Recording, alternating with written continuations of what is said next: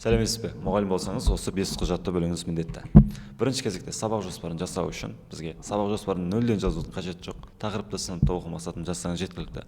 Бұл үшін көмектесетін құралдар жасанды интеллект, ChatGPT және де Google Docs. Осы арқылы өзіңізге керекті сабақ жоспарын жасай аласыз. Мысал ретінде 5-ші сынып информатика цикл тақырыбына сабақ жоспарын жаз деп ұсыныс тастаймыз. Соған сәйкес бізге нәтиже шығатын болады. Және де осыны өзіңіз керекті Google Docsқа салып жасай аласыз. Келесі БЖБ ТЖБ, яғни жиынтық бағалау бойынша жұмыс жасайтын болсақ, БЖБ мен ТЖБ-ны автомат түрде жасап, бірден тексеруге болады. Ол үшін қолданылатын құралдар ChatGPT және Google Forms. Мысал ретінде 9-ші сыныпқа 10 сұрақтан тұратын БЖБ жаса, және де дұрыс жауаптарын қос. Сол арқылы өзіңізге керекті БЖБ және ТЖБ-ны жасай аласыздар. Бұл яғни тез көмектеседі, тез жасауға көмектеседі. Келесі бағалау критерийі. Бағалау критерийді бір рет дұрыс жасасаңыз, бірнеше жыл қолданасыз. Яғни бағалау критерийін жасауға көмектесетін бізде Gemini платформасы, яғни Google компаниясының жасанды интеллект өнімі. Ары қарай Excel, Microsoft Excel немесе Google Sheets арқылы жасай аласыз. Мысал ретінде оқу мақсатына сай бағалау критерийі мен дескрипторды жаса. Келесі рефлексия парағы, яғни оқушының пікірін 1 минутта жинауға болады. Ол үшін бізге құралдар Google Forms және де Canva платформасы. Яғни Canva платформасында өзіңізге керекті дизайнды қолдана аласыз және де Canva тақтасын қолдана аласыз. Одан кейін Google Forms арқылы өзіңіз сауалнама жасау арқылы сабағыңыздың қалай өткені туралы кері байланыс ала аласыз. Енді мысал ретінде ол сұрақтар қандай болуы мүмкін?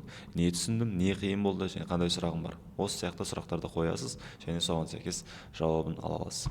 Келесі ата-анаға есеп, яғни ата-анаға арналған есепті автоматты түрде ресми стилде жасауға болады. Ол үшін бізге ChatGPT жасанды интеллект және де Google Docs көмектеседі.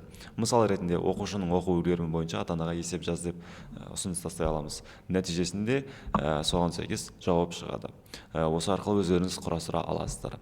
Яғни осы 5 құралды, 5 және де 5 сабақ жоспарын білуге міндеттісіздер, себебі жасауға көмектесетін жасанды интеллектті сіздерге айтып өттім. Егер енді уақытыңызды үнемдегіңіз келсе, технологиядан қашпаңыздар, себебі технология сізді ары қарай жұмысыңызды жеңілдетеді. Осы сайттардың қайсысын бұрыннан қолданасыз, комментарийге жазыңыз, каналға жазылып алыңыз, мұғалімдерге арналған пайдалы контенттің бәрі осында. Егер де сіздерде қандай да бір ұсыныстар болатын болса, жасанды интеллект бойынша сұрақтар болатын болса, қандай да бір сабағыңызға керекті материалдар жасау керек болса, немесе сабақ жоспары бойынша қандай да көмектер керек болатын болса, осы WhatsApp номерге жазсаңыздар болады.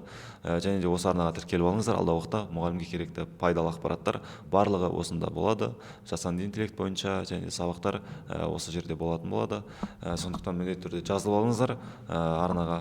Осы видео ұнаса лайк басыңыздар және комментарийге өз пікіріңізді және өз сұрағыңызды, ұсынысыңызды тастап кетсеңіз болады. Келесі көріскенше сау болыңыздар.